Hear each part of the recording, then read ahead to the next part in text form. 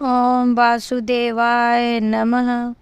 आप सभी का मेरे YouTube चैनल पर स्वागत है। आज मैं आप सभी को 19 सितंबर 2023 शुक्ल पक्ष के गणेश चतुर्थी के बारे में बताऊंगी। पिछले वीडियो में मैं आप लोगों को बता चुकी हूँ कि हम गणेश जी की कैसे स्थापना करेंगे, कैसे विसर्जन करेंगे, या उनकी 10 दिनों तक हम गणेश जी की पूजा कैसे करेंगे। ये सब मैं पिछले वीडियो में बता चुकी हूँ, आप ज़रूर देखें। और गणेश जी की 10 दिन तक हम कोई ना कोई कथा ज़रूर सुने, वो भी मैं डाल चुकी हूँ। आज मैं आप लोगों को बताने वाली हूँ कि गणेश जी का हम स्वागत कैसे करें। जैसे हम गणेश जी को अपने घर में लाए तो क्या करें। सबसे पहले तो हमें गणेश चतुर्थी के पहले ही घर की पूरी साफ़ सफाई करनी चाहिए। और जिस दिन गणपति जी को लेके आना है, बप्पा हमारे घर आने वाले, उस दिन तो घर में सब पोछा लगा के गंगा जल का छिड़काव हर जगह करते हैं, मंदिर की सफाई करते हैं, या जहाँ भी आप गणपति जी को स्थापित करना चाहते हैं वहाँ हम चौकी रखते हैं, वहाँ पे रंगोली बनाते हैं, वहाँ बड़े ही अच्छे हम स्वास्तिक का चिन्ह बनाते हैं और हल्दी कुमकुम का वहाँ पे लगाते हैं। अगर आप चौकी पर भी स्थापित करते हैं ठीक है, अगर आप उससे भी अच्छा चाहते हैं तो बहुत लोग मंडप लेके आते हैं, मंडप में गणपति जी को स्थापित, उसको पहले से ही हम बहुत अच्छे से सजा के कपड़ा बिछा के हर चीज़ करके व्यवस्थित रख लेंगे। उसके बाद से लाइटिंग की भी हमें व्यवस्था करनी है। तरह तरह के आजकल झालर चले हैं, लाइट है, दीप तो हम जलाएंगे ही, लेकिन लाइट का भी डेकोरेशन करेंगे जिससे कि बप्पा जब आए तो हमारे घर आते ही खुश हो जाए कि हमारे घर कितने अच्छे से सजे हैं, और बप्पा को जहाँ रहने वाले हैं वो भी चीज़ कितने अच्छे से सजी हुई है।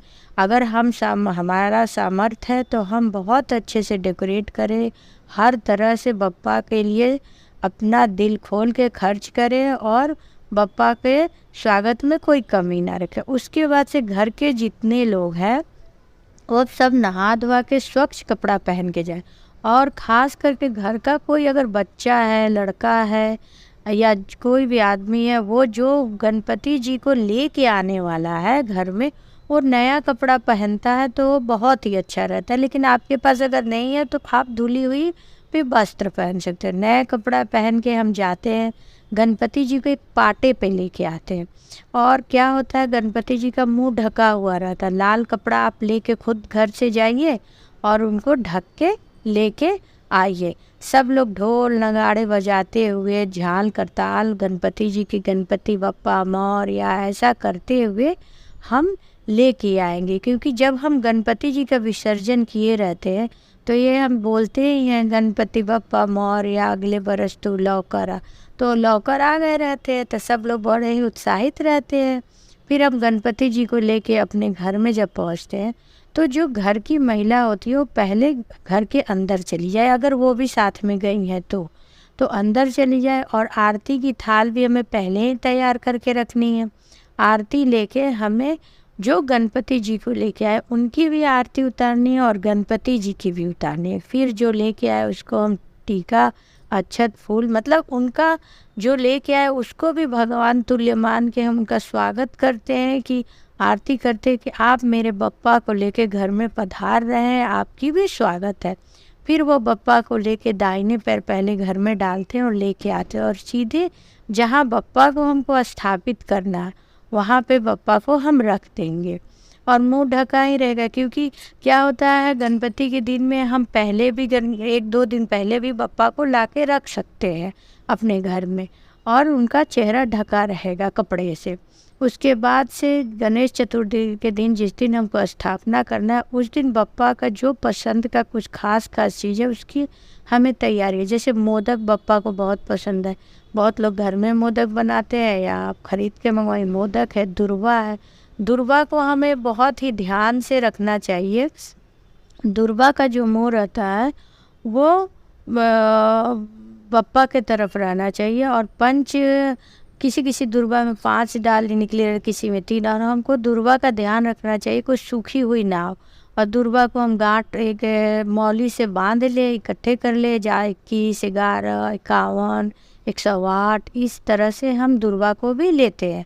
अगर दुर्वा को ले लो, दुर्वा को हम चरणों में तो गणपति जी को चढ़ा ही सकते हैं, लेकिन अगर हम दुर्वा को गणपति जी के कान के पास रखें तो बहुत खुश होते हैं। तो हमको दुर्वा को जो है गणपति जी के कान के पास रखना है। फिर हम जो मूर्ति ले आए उसमें भी ध्यान रखनी है कि हाँ वो सीधे हाथ की तरफ उनकी सूंड हो। फिर ये चूहा उसमें ज़रूर होना चाहिए, मूषक उनका सवारी होना चाहिए उनके साथ।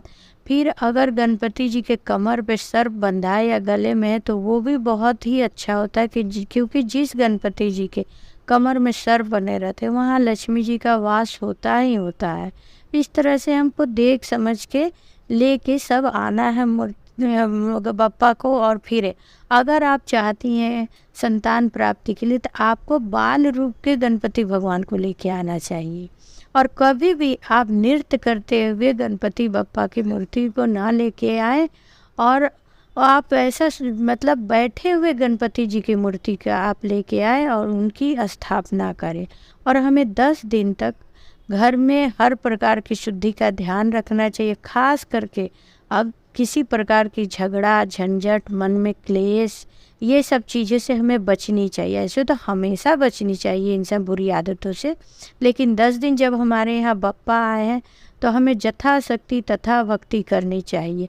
ये उपदेश उन लोगों के लिए है जिनके पास सामर्थ्य नहीं है, तो वो भगवान को एक पुष्प भी अर्पित करेंगे सच्चे भाव से तो उनकी मनोकामना पूर्ण होगी। लेकिन आप समर्थवान हैं तो आप जितना चाहे डेकोरेशन कीजिए, बप्पा के स्वागत में फल मूल मिठाई भोजन बनवाइए, बप्पा को भोग लगाने के लिए तरह तरह के चीज़ बनवाइए, तो आप बहुत अच्छे से इस तरह से बप्पा का स्वागत कर सकते हैं। और मैं एक अपने पिछले वीडियो में बता चुकी हूँ कि बप्पा जब आसन पर उनको बैठाना है तो कैसे कैसे हम बप्पा को बैठाएंगे और उनकी स्थापना करेंगे, फिर कलश कैसे रखेंगे, दीप कैसे जलेंगे, इस बारे में मैं पिछले वीडियो में आप लोगों को बहुत अच्छे से बताई हूँ। मैं चाह रही हूँ कि आप लोग मेरी वीडियो देखें, लाइक करें, सब्सक्राइब करें।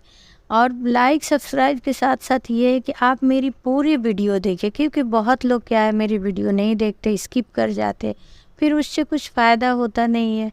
और भगवान का नाम ऐसा है कि आपको लेनी चाहिए। 10 दिनों का मैंने 10 गणपति कथा, बाल उनकी गणपति जी की लीला के बारे में मैंने वीडियो बनाई। आपसे अनुरोध है कि आप एक ही साथ 10 तो सुन नहीं सकते हैं, तो एक एक वीडियो से मेरी एक एक गणेश भगवान की कथा सुनिए।